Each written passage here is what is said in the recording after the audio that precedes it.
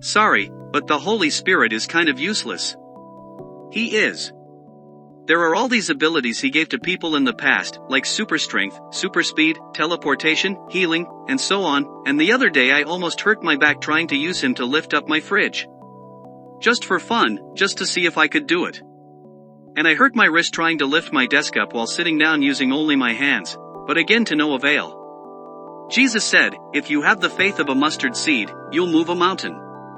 However, with the faith of the size of a mountain, you can't even move a mustard seed. If the Holy Spirit was all he cracked up to be in the Bible, why are there so many denominations? Why is there so much conflict between Christians, those who supposedly received the Spirit of God? Shouldn't we all agree when it comes to doctrinal matters? Why do I still make theological errors and believe in the wrong stuff or reach the wrong conclusions? Why? I should be perfect, we should all be perfect, but we still sin. So, what's the point of him coming down to us? The Spirit of the Lord is our helper and he's helping us through this math problem. He's not going to solve it for us. Yet still, as it is said, there are no bad students, only bad teachers. However, that's obviously false. I shouldn't have tried to use him so I could feel like a superhero. The powers he gave to others in the past were out of necessity, not simply a shallow demonstration. And not every power has to be physical. Helping deal with sin, bringing things to memory, and preventing bad things from happening is pretty awesome. And Jesus was obviously using an analogy to convey his message. It is hard to relate to him or think of him in the same magnitude of importance as the other two, since he just seems to be ordered to do something and he's not as verbose as the others. He's like the quiet guy at the party standing in the corner just looking at everybody. It is hard not to think of him just as an assistant, a butler, just God's power, not God himself. I don't know why being submissive somehow makes you less than. He's being submissive because he wants to, no one is forcing him. Which brings to mind one of my fears. Yes, everything is great right now, but who's to say that in the future they don't get into a fight and we cease to exist?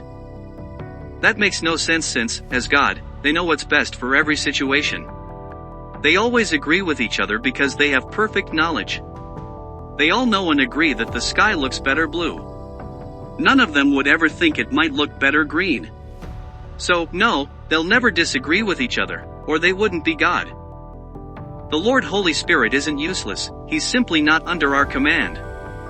Not our will be done but his. And his will is not always in accordance with us being perfect. Does that mean he wants us to not be as good as we can be or be in conflict? No, he wants to reveal things about us by not solving the math problem himself.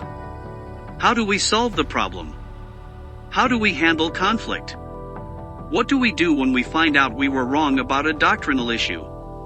Do we humble ourselves, apologize, and continue to do so, even though now it would be catastrophic, or do we find a way to save face? The Lord Holy Spirit is our armor and weaponry, but we still have to move. We have to fight and swing our sword with all our might. If he seems useless, it is because we failed to realize what he was trying to achieve through us, not what we were trying to achieve by using him. Nevertheless, some people prefer and will continue to only see him as power and nothing else, even though multiple times he came to people and spoke through them. You're the object here, not him. Because of the fantasy science fiction stories I grew up with, I thought that when the Holy Spirit did something I would feel it, but I never do. When he acts through me, it's so non-invasive, it seems so natural. It feels like I'm the one doing something. It's why we can never boast of our accomplishments. I'm the best athlete in the world, but I would be nothing without the steroids that are running through my veins.